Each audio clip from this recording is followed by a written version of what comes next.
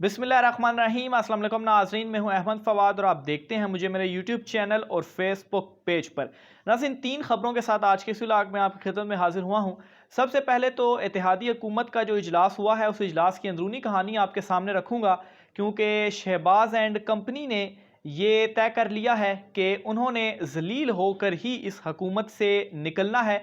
और आसिफ जरदारी जिस तरीके से नून लीग का सफाया कर रहे हैं, जिस तरह से उन्हें जलाल के करीब जो है वो घसीट रहे हैं, अभी तक उन्हें ये तमाम तर चीज़ें समझ नहीं लग रही। कुछ एक्सक्लूसिव डिटेल्स हैं इस इजलास में क्या हुआ वो आपके साथ मैं शेयर करूँगा। मरियम नवाज़ और नवाज़ शरीफ जो हैं, एक रात गए बड़ी अहम मीटिंग हुई है और उस मीटिंग में नाजरीन नवाज़ शरीफ ने नाराज़गी का बल्कि डांटा मरियम नवाज़ को, और मरियम नवाज़ ने भी आगे चढ़कर जो जवाब है वो दिया है। ये रात गए बड़ी खुफिया मीटिंग हुई है आपस में मुस्लिम लीग नून की जो सीनियर लीडरशिप है, इसकी कुछ डिटेल्स आपके सामने मैं रखूँगा।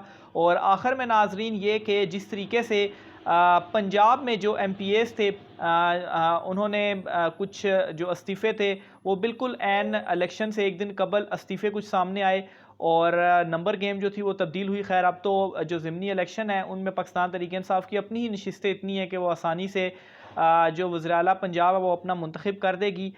लेकिन यही गेम अब जो वफाक है वहाँ पर डल रही है, क्योंकि कुछ MNAs हैं जिन्होंने रब्ता किया पाकिस्तान तहरीक इंसाफ से और उन्होंने जो अपने इस्तीफ़े हैं वो भी रेडी कर लिए हैं। इस हवाले से भी कुछ डिटेल्स आज के इस व्लॉग में आपके सामने रखूँगा। सबसे पहले नाज़रीन, इत्तेहादी हुकूमत और उनका जो इजलास हुआ है उस हवाले से तफसीलात आपके सामने रखता हूँ। तो मामला नाज़रीन कुछ इस तरीके से है। मौलाना फजल रहमान, आसिफ जरदारी और शहबाज शरीफ, ये तीनों सीनियर लीडरशिप थी और दीगर भी लोग इसमें मौजूद थे। और इस इजलास के अंदर ये फ़ैसला किया गया है कि वो वफाकी हुकूमत ख़त्म नहीं करेंगे।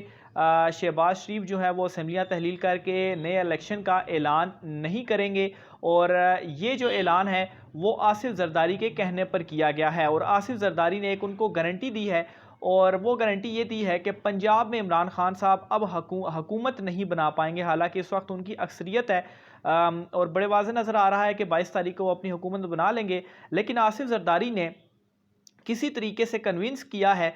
नहीं तो दूसरी तरफ जो शहबाज शरीफ थे उन्होंने बाकायदा तौर पर हमजा शहबाज से ये कह दिया था कि आप इस्तीफ़ा दे दें क्योंकि अब पंजाब हुकूमत आपके पास नहीं बचने वाली। बहरहाल आसिफ जरदारी ने यह कहकर कन्विंस उनको किया है कि हम मज़ीद कुछ जो लोटे हैं वो तोड़ेंगे और यूं नंबर गेम पूरी नहीं होगी और फिर उन लोटों के जो हल्के होंगे वहाँ दोबारा ज़िमनी इलेक्शन होगा और यूं फिर जो सिलसिला है वो आगे चलता रहेगा। लेकिन बज़ाहिर ये बड़ी मुज़ाहिका खेज़ सी हिकमत अमली लग रही है, क्योंकि इस वक्त जो लोटों का हाल हुआ है, सबसे बुरा हाल लोटों का हुआ है। क्योंकि इन लोटों को, ये जो 20 लोटे थे जिन्होंने मुस्लिम लीग नून ने टिकट दिए थे, आइंदा जनरल इलेक्शंस में अब नून लीग इनके साथ नहीं चलेगी और ये लोटे बिल्कुल तबाह बर्बाद हो चुके हैं, इनकी सियासत ख़त्म हो चुकी है। इसी तरह से जो बयानिया इस वक्त बन चुका है, तो कोई भी जो MPA है ख़ास तौर पर पाकिस्तान तहरीक इंसाफ से जो ताल्लुक़ रखते हैं वो टूटने नहीं वाला इस वक्त। बेशक आसिफ जरदारी जो कुछ कहें, लेकिन आसिफ जरदारी का एक जो बैकएंड पर यह भी चीज़ हो सकती है कि ज़्यादा जलील करके हमजा शहबाज को निकाला जाए, क्योंकि अगर वो ख़ुद इस्तीफ़ा दे देते हैं तो उस दिन आसानी से वज़ीर आला जो है वो पाकिस्तान तहरीक इंसाफ परवेज़ लाई साहब को मुंतखब करवा लेंगे। लेकिन अगर वहाँ पर हमजा शहबाज इस्तीफ़ा नहीं देते तो असम्बली में जब इनको जलील ये होंगे तो खैर वो इनके लिए ज़्यादा बेहतर रहेगा। तो बहरहाल ये जो इजलास हुआ था, इस इजलास में ये कुछ डिसीजंस जो हैं वो किए गए हैं। दूसरी तरफ नाजरीन, चीखें जो हैं इस वक्त इनकी आसमान पर हैं। ख्वाजा साद रफ़ीक साहब की जानिब से कुछ देर कबल जो प्रेस कॉन्फ्रेंस है एक वो की गई है और उस प्रेस कॉन्फ्रेंस में उनके पास कहने को कुछ नहीं था।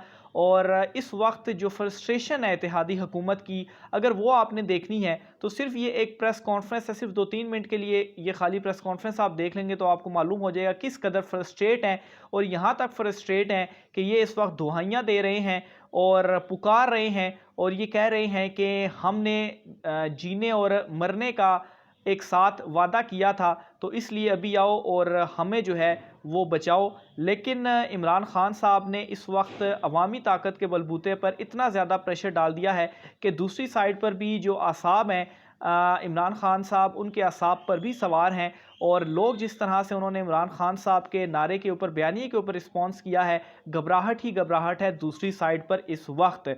इसके अलावा नाजरीन, रात गए एक अहम मीटिंग हुई जिसमें नवाज़ शरीफ, मरीम नवाज़ और जो सीनियर लीडरशिप थी ये मौजूद थी। और इस एक मीटिंग में जो कि ऑनलाइन लिंक के ज़रिए जो है वो ये मीटिंग हुई थी, नवाज़ शरीफ ने मरीम नवाज़ से कहा, बल्कि पूछा कि ये इंतखाबी मुहिम जो थी ये आपका रही थी और उसके बावजूद भी ये रिज़ल्ट जो थे वो क्यों आए, नाराज़गी का इजहार किया, गुस्से से भी थोड़ा सा गालबन जो है वो कहा। लेकिन मरीम नवाज़ की जानिब से इसके ऊपर फ़ौरन से और पटाख करके जवाब दिया गया कि मैं अकेली जो है वो क्या क्या करूं, मैं अकेली ये सारी मुहिम चलाती रही, तो बाकी जो लीडर्स हैं उनकी भी कुछ जिम्मेदारियां हैं, उन्होंने भी कुछ करना है, तो मैंने अकेले ने कुछ भी नहीं करना। नवाज़ शरीफ का ये कहना है, इसका बाकायदा तौर पर बयान आ चुका है कि वो हुकूमत के हक़ में नहीं थे, इलेक्शन के हक़ में थे और अब भी वो यही कह रहे हैं कि इलेक्शन करवाए जाएं। लेकिन शहबाज शरीफ ने मुकम्मल तौर पर उनको रिजेक्ट कर दिया है, बिल्कुल भी नहीं सुनी जा रही। यहाँ तक कि ख्वाजा साद रफ़ीक की जानिब से ये पैगाम भी दिया गया, अपनी प्रेस कॉन्फ्रेंस में ये अल्फाज उन्होंने कहे कि अपना मुल्क छोड़ कर भागा नहीं जाता। और ये पैगाम वो किसको दे रहे थे? ज़ाहिर सी बात है इस वक्त अगर कोई भागा हुआ है तो वो नवाज़ शरीफ ही हैं। तो शहबाज शरीफ बिल्कुल भी नहीं मान रहे और जो उनकी अंदरूनी पॉलिटिक्स है ख़ानदान के अंदर, उसमें बिल्कुल अब इन्होंने ये तय कर लिया है कि अब राहें जुदा करनी ही करनी हैं। शहबाज शरीफ और नवाज़ शरीफ बिल्कुल अब इनका भी जो मीम और शीन अलहदा होनी है, वैसे तो अलहदा हो चुकी है लेकिन अमली तौर के ऊपर आप देखेंगे कि ये भी बहुत जल्द अलहदा हो जाएंगे। आगे चलकर नाज़रीन एक और बड़ी अहम खबर है और ये खबर है कि 5 लीगी MNAs जो हैं उनकी जानिब से रब्ता किया गया है पाकिस्तान तहरीक इंसाफ से। और इसके अलावा एक मखसूस नशिस्त पर मौजूद खातून ने जो है वो भी रब्ता किया है और इनका पाकिस्तान तहरीक इंसाफ से ये कहना है कि हमें आप यकीन दहानी करवाएं कि आप हमें पाकिस्तान तहरीक इंसाफ का टिकट देंगे तो हम ये जो मौजूदा इत्तेहादियों की हुकूमत है हम इसको छोड़ देंगे और हम पाकिस्तान तहरीक इंसाफ में शामिल होने के लिए तैयार हैं। ये पाकिस्तान तहरीक इंसाफ को इतलात है कि उनको ये मैसेज दिया गया है। लेकिन एक चीज़ यहाँ पर तय है कि इमरान खान साहब किसी भी सूरत में उन लोटों को तो खैर उन्होंने वैसे तबाह कर दिया है, लेकिन जिस शख्स ने इमरान खान साहब जब उनके खिलाफ अदम एतमाद आई तो उस वक्त जिन लोगों ने वोट दिया था कभी भी उनके साथ इमरान खान साहब हाथ नहीं मिलाएंगे।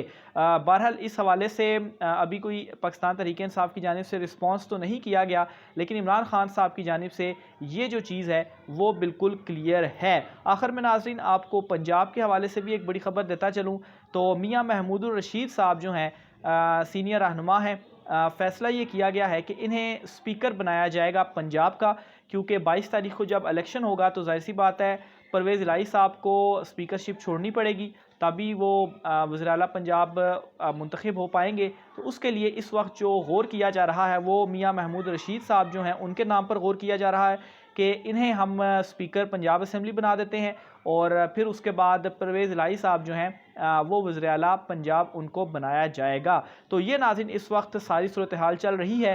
रास्ता मांगा जा रहा है इमरान खान साहब से कि हमें कोई सेफ़ वे दे दिया जाए, क्योंकि अगर अभी हम असम्बलियाँ तोड़ देते हैं तो उसका भी यही होगा।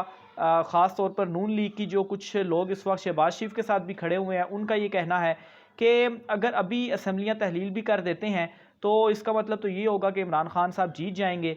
तो ये चीज़ जो थी जब वो लॉन्ग मार्च आया था तो उस वक्त इनका ये मानना था कि हम असम्बलियाँ तहलील करने के लिए तैयार थे, लेकिन इमरान खान साहब लॉन्ग मार्च ले आए तो हमने फ़ैसला किया कि इमरान खान साहब के दबाव पर हमने नहीं तोड़नी। तो खैर तोड़नी तो आपको है ही है, आपने फ़ैसला किया है कि मज़ीद जलील होकर आप असम्बलियाँ तोड़ेंगे और इमरान खान साहब इनको वाकई घसीट कर अब मार रहे हैं। तो खैर मज़ीद इस वाले से जो भी चीज़ें होंगी आपके साथ मैं शेयर करता रहूँगा। राय का सार कमेंट बॉक्स में कीजिएगा। मुझे इजाज़त दीजिए, अल्लाह हाफ़िज़।